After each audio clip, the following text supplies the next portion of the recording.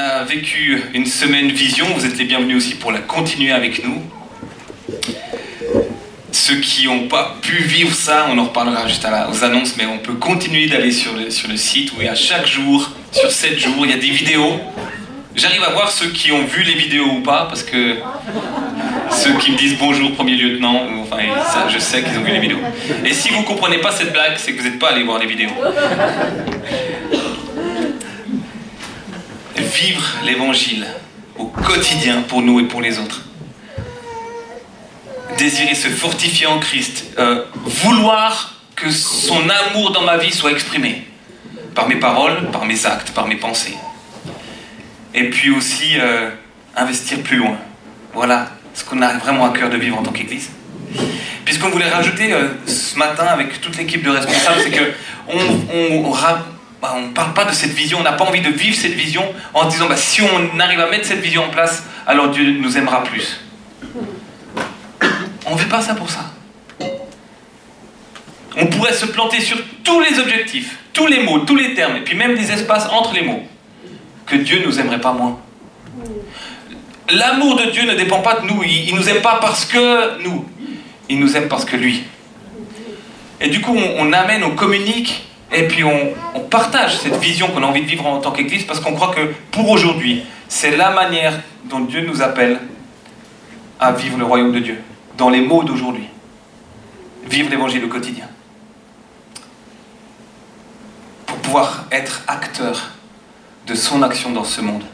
Et je crois que Dieu a créé le cerveau humain de telle manière qu'il n'y a pas de plus grande joie que le cerveau humain et l'être humain puisse connaître que celle qui consiste à être acteur de son action dans ce monde.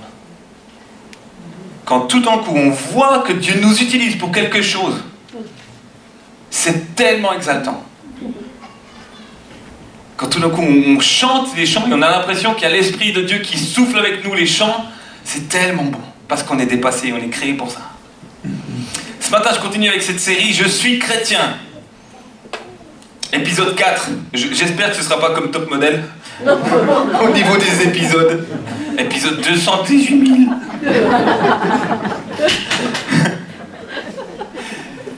Et tous ces derniers dimanches, quand je parlais de « Je suis chrétien », je redéfinissais cette fierté qu'il y a de connaître le Christ personnellement, parce qu'il s'est révélé à nous. Je le posais à d'autres religions. Mais je me dis c'est un peu facile, parce que oui, sous-entendu, c'est normal que vous n'allez pas suivre les paroles d'Abou Kassim. Abou Kassim, c'est le vrai nom de Mohamed, en fait.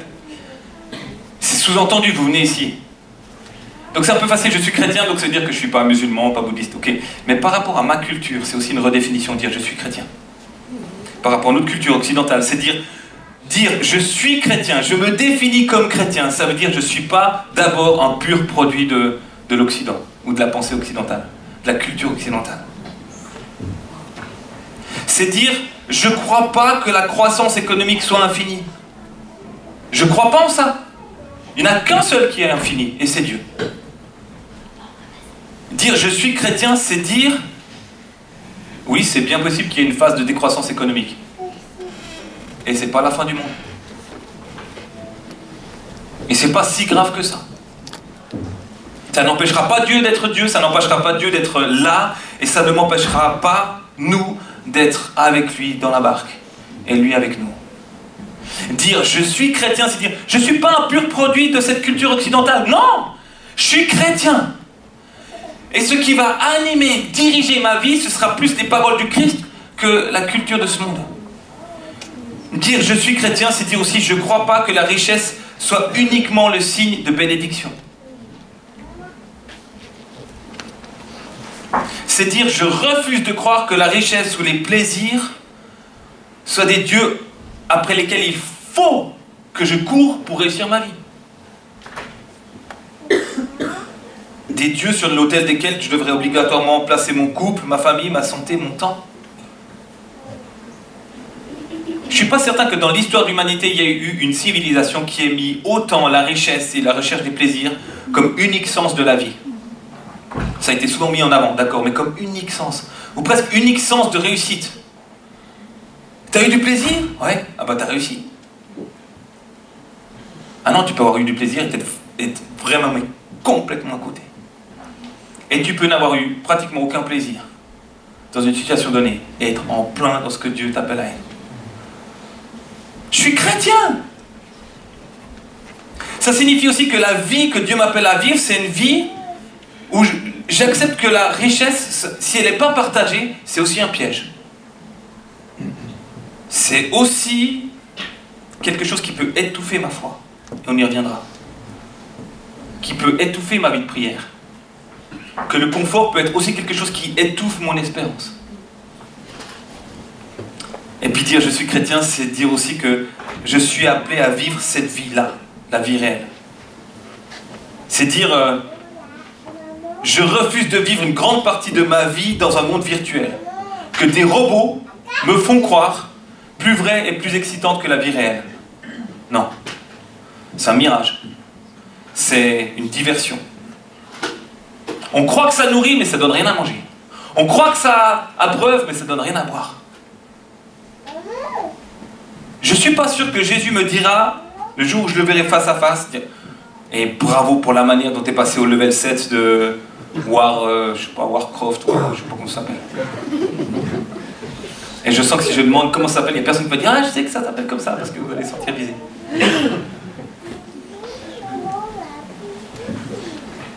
Je suis chrétien, ça veut dire qu'il y a des choses à vivre dans cette vie-là. Il y a des relations à partager. Il y a des relations à reconstruire. Il y a des projets à construire ensemble. Et dans ces relations, il y a des moments où, relationnellement, on vit des choses vraiment belles. Et on se réjouit avec ceux qui se réjouissent. Et c'est aussi un moment où parfois on pleure avec ceux qui pleurent. Et dans cette semaine, je sais qu'il y a eu les deux. En vous regardant, je sais. Et je pense à vous, à toi, Roland, et bien sûr ta femme. Vous avez perdu votre beau-frère? C'était pas attendu. C'était un accident, c'est une crise cardiaque. 64 ans. Alors que plein de projets s'ouvrent tout d'un coup. On a pris le déjeuner ensemble et puis l'après-midi, il n'est plus là. Mais là, il y a quelque chose à vivre. Là aussi. Des relations où on se porte les uns les autres et on pense à vous, on pense à votre famille, on pense à toi. Et on vous aime vraiment fort. Et puis on a envie de vous porter là aussi.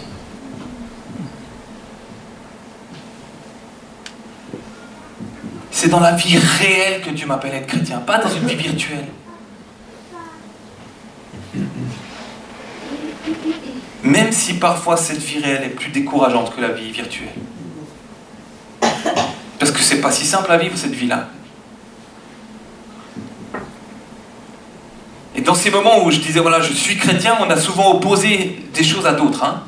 Il y avait opposé une culture où je suis connu pour ce que je fais pas, j'oppose ce que je fais pas à tout le coup ce que je fais, ce que je veux faire pour toi. Ou ce qu'on veut faire en tant qu'Église. Puis ce matin j'avais à cœur de partager face au découragement, face aux forces de découragement de nos vies. On oppose quoi? Est-ce qu'il y a quelque chose que la Bible m'appelle à opposer au découragement pour affronter puis vaincre ce découragement? Qu'est-ce qu'on oppose au découragement?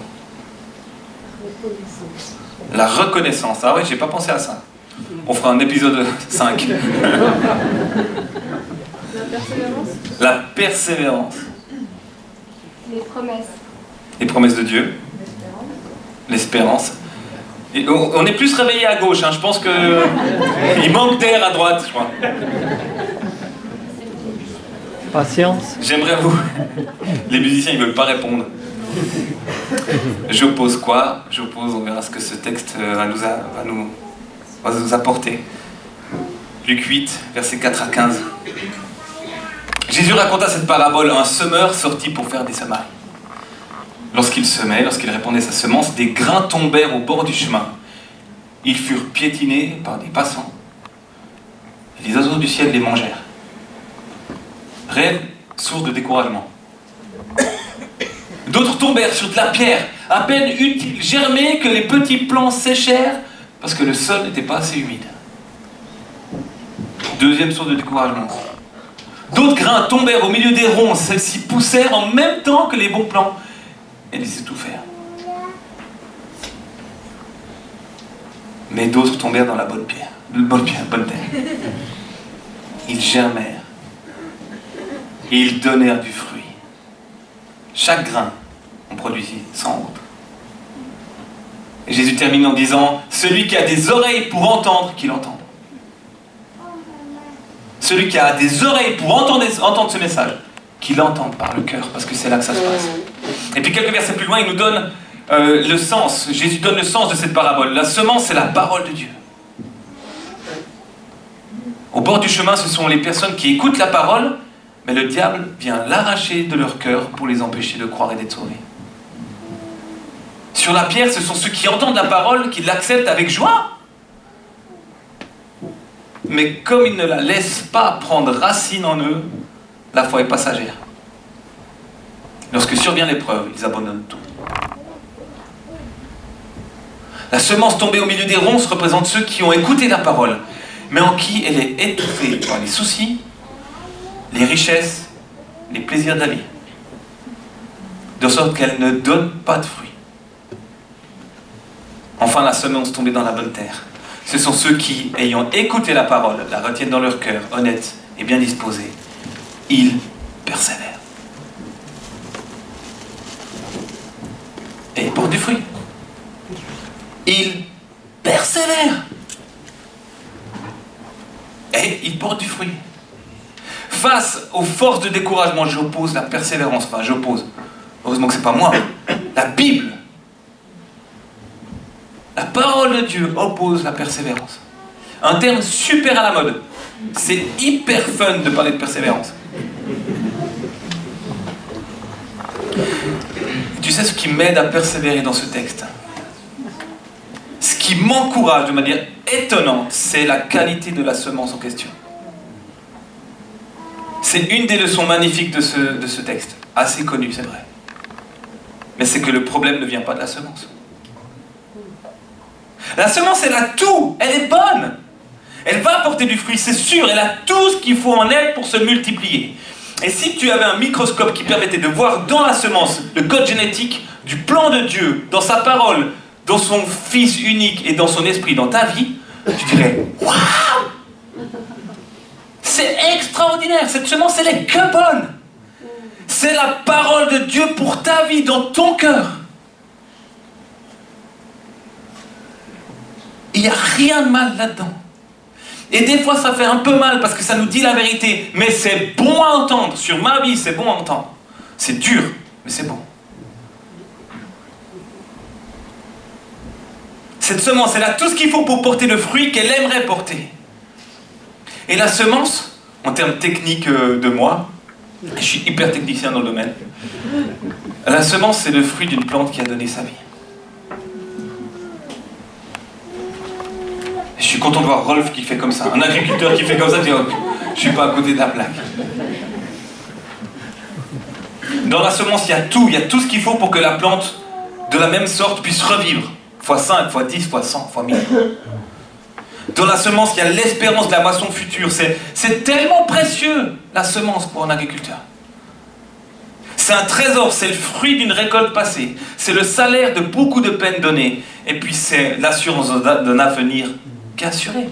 Ça va pousser. C'est dedans, ça va pousser. Et cette semence dans notre texte, c'est la parole de Dieu. La parole de Dieu dans un cœur ouvert et qui dit ok, je conçois que ce soit une parole qui est inspirée du Dieu créateur. Elle va porter du fruit. Et ça porte aussi du fruit des fois quand ça nous réoriente, on dit non là, ça c'est pas bon. C'est aussi un fruit.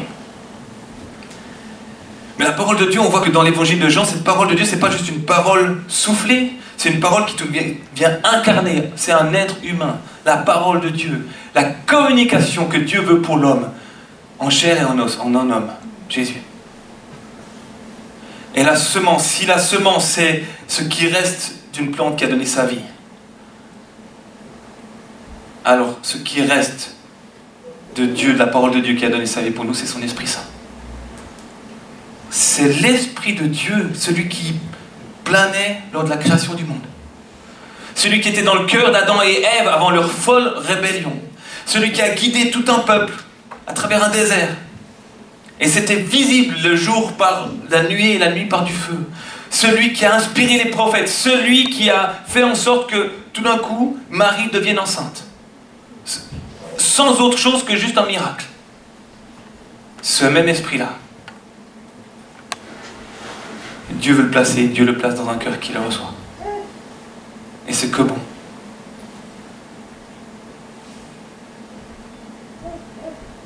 La semence que Dieu a semée dans nos cœurs, la parole de Dieu, l'œuvre de Jésus, la présence de son esprit, c'est peut-être pas grand-chose aux yeux du monde. Mais dans cette semence, il y a une infinie qualité. Il y a le prix d'une vie qui a été posée pour toi. Et cette vie, c'était celle du Christ, Fils de Dieu, Créateur du ciel et de la terre. Je vous invite juste à la prière. J'ai à cœur que nos yeux revoient cette semence pour qui elle est vraiment. Seigneur, merci parce que c'est toi qui nous donnes de voir les choses spirituelles. Je te prie pour que tu nous ouvres les pensées, que tu les nourrisses de ta pensée pour que ta façon de voir cette semence, ce soit aussi, ça devienne la nôtre. Qu'on puisse se rendre compte combien ta parole est un cadeau extraordinaire. La richesse, la sagesse qu'il y a dedans. Cette parole qui vient s'incarner dans ce monde, qui vient aussi s'incarner dans notre cœur par ton esprit. Seigneur, ce n'est pas des paroles qu'on veut, c'est de l'esprit, de la vie, quelque chose qui crée de la vie dans nos cœurs. Et il n'y a que toi qui es capable et nous voulons. On te demande pardon pour l'échelle de valeur où tout d'un coup ta parole est placée en 10e, 15e ou 25e position. Et on te demande que tu fasses remonter ça.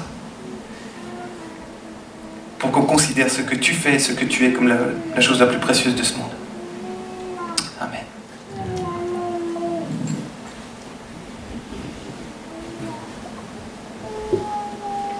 Le problème dans le texte qu'on a vu, c'est pas la semence. La semence, elle est... Il n'y a pas besoin de la modifier génétiquement pour qu'elle soit meilleure. Il n'y a même pas besoin de mettre de l'engrais. Il y a juste besoin d'une terre qui la laisse prendre. Et donc le problème, pour ma vie, c'est que je suis tellement vite découragé. J'ai l'impression que c'est quelque chose qui est uni à tous ces différents autres terrains. Et ce qui me décourage dans ma vie, c'est de voir parfois les choses qu'on a semées, qui nous ont coûté, ça nous a coûté du temps, ça nous a peut-être même coûté de la foi ou de l'obéissance. Ça a dit, mais Seigneur, j'avais prié pour ça. J'avais pardonné, puis je me reprends ça en face. Enfin, c'est des choses qui m'ont coûté, qui tout d'un coup sont piétinées. Ça me donne, humainement, ça me donne juste envie de dire à Dieu, bah, tu sais quoi, je vais pas recommencer. C'est la dernière fois, c'est bon.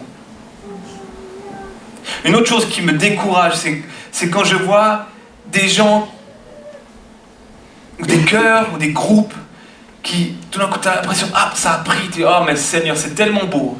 Et puis quelques mois ou quelques années plus tard, il n'y a tellement plus rien. Ça, c'est hyper décourageant. Pour moi, ça me décourage. Des jeunes avec qui on a pris du temps, tout d'un coup, ils ne sont plus là. Enfin, c'est pas seulement qu'ils ne sont plus là, c'est pas important qu'ils soient là, mais qui ne sont plus en lien avec cette semence-là. Puis ce qui peut aussi me décourager, c'est que dans ma vie, je vois que mes efforts de foi ne sont pas un paratonnerre contre les épreuves de la vie. Ce qui te décourage aussi, c'est de voir que dans ta vie, tes efforts de foi ne sont pas un paratonnerre contre les épreuves de la vie.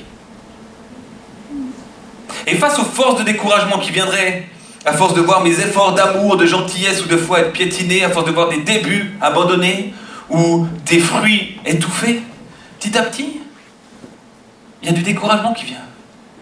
Mais face à ces forces de découragement, j'oppose la persévérance. C'est la Bible qui m'encourage à ça. Parce que la persévérance, c'est le seul terrain dans lequel la semence de Dieu, cette semence extraordinaire, c'est le seul terrain dans lequel cette semence va prendre. C'est là que ça prend. Puis alors là, quand ça commence à porter du fruit, 5, 10, 15, 20, 100. Waouh! Le fruit de la présence de Dieu, le fruit de son action, c'est l'amour. Quand je parle de fruit, je ne parle pas de conversion. Je parle de... Parce qu'on n'est pas peut-être tous appelés à ça, mais c'est du fruit de Dieu dans ma vie, et le fruit de sa présence, c'est obligatoirement l'amour. De manière différente, peut-être, mais c'est de l'amour. Et puis le fruit de son action, c'est l'amélioration du climat spirituel et relationnel dans mon entourage. Ça doit être mieux qu'avant, relationnellement et spirituellement. Je ne veux pas dire que c'est parfait. Je ne veux pas dire qu'il n'y a pas de combat, mais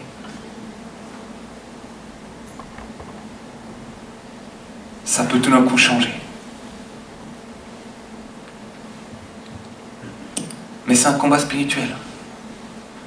C'est un aiguillage dans ma vie où je dis ok, je ne prends pas le découragement face au découragement parce qu'il est réel et puis il est objectif. J'aiguille ma vie sur la persévérance.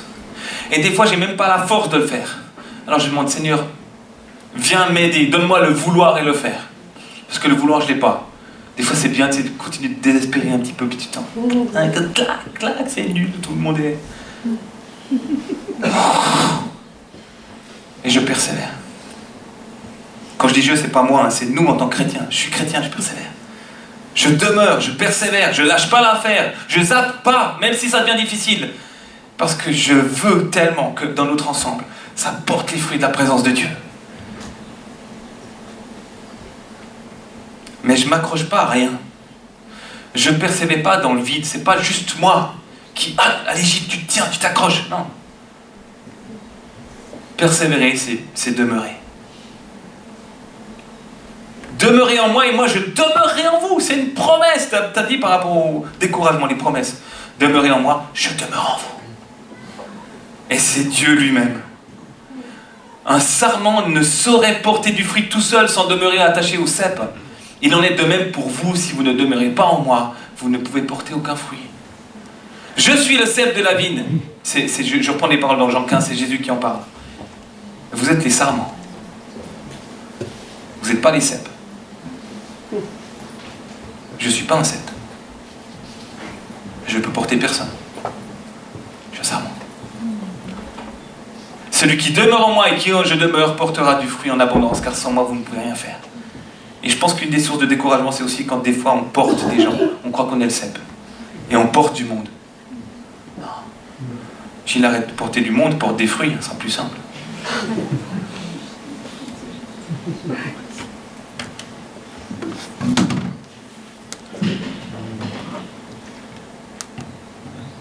Je ne persévère pas seulement en m'auto-investissant, c'est pas ça.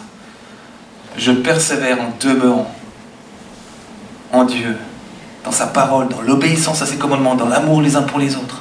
Relisez Jean 15, il y a tellement de choses qui se vivent là. Mais c'est intérieurement, je positionne mes pensées, je positionne aussi mon agenda en fonction de cette envie de persévérer. Petit témoignage de ce qui s'est passé cette semaine pour moi. Pour ceux qui me connaissent un petit peu, en général, je suis quelqu'un d'assez positif et optimiste. Merci de votre... Ouais, ça fait plaisir. Bon, mais au premier culte, il y a quand même un qui a dit oui, c'est vrai, c'est vrai. On reconnaît ses amis, on reconnaît ses amis.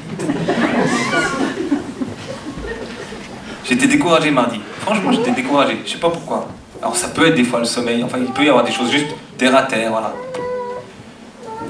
Puis je suis arrivé mardi soir à la réunion de prière, puis j'étais pas le seul. Il y a des enjeux sur notre vie. Il y a des enjeux sur notre église. C'est pas si étonnant que la semaine où on se dit ok, maintenant on va recommuniquer vraiment ce qu'on veut vivre. On veut vivre l'évangile au quotidien, pour nous et pour les autres. Que ce soit à ce moment-là, que ce soit pas si simple. C'est pas obligatoire, mais ça peut arriver. Je vais pas en avoir peur, mais je vais pas avoir les yeux fermés.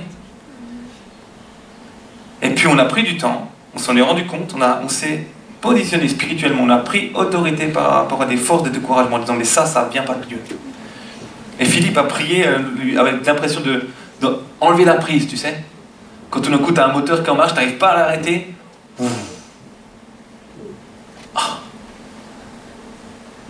Ça existe toujours, mais ça n'a plus de force, ça n'a plus de pouvoir.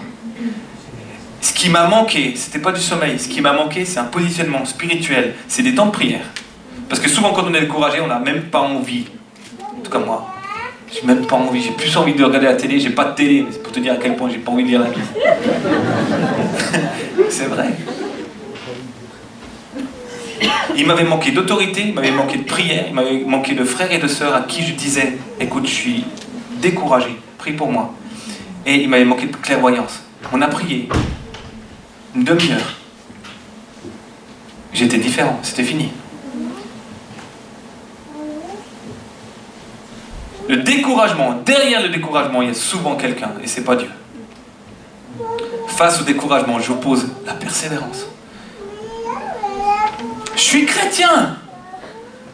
Face à une culture du zapping, face à une culture de l'immédiat, maintenant, tout de suite, j'oppose la persévérance, parce que c'est là que Dieu va porter du fruit. Je persévère, je papillonne pas, je zappe pas, je persévère. Parce que c'est dans cette persévérance qu'il y a aussi les fruits de Dieu qui vont naître. 1, 2, 5, 10, 50, 100, 1000. J'ai juste à cœur qu'on prenne un temps pour peut-être juste simplement demander à Dieu, Seigneur, c'est où tu me demandes de persévérer? Parce qu'on n'a pas envie d'être hyper large, donc il faut que je persévère partout, puis qu'après 2 heures, on est déjà mort. Mais Seigneur, c'est où que tu me demandes? Est-ce que c'est dans mon couple? Est-ce que c'est par rapport à des prières pour quelqu'un? Est-ce que c'est par rapport à des finances? Est-ce que c'est par rapport à du travail? Est-ce que c'est par rapport à du pardon? Ça, c'est le Saint-Esprit qui vient dans ton cœur, qui dit « Ok, c'est ça. » Raoul, si tu peux jouer pour nous. On prend ce temps, et puis après on se positionne. Je vais vous inviter à vous positionner, à nous positionner par rapport à ça. Seigneur, j'invoque ton esprit de révélation. J'invoque aussi le don spirituel de l'écoute de ta part, de l'écoute de ta parole, de l'écoute de ton cœur. Viens renouveler nos dons spirituels, on a besoin. Si c'est pas toi qui le fais, on est stérile. Et Saint-Esprit, je te demande de révéler dans nos cœurs, par un verset, par une promesse, une parole prophétique qui aurait été donnée il y a quelques années,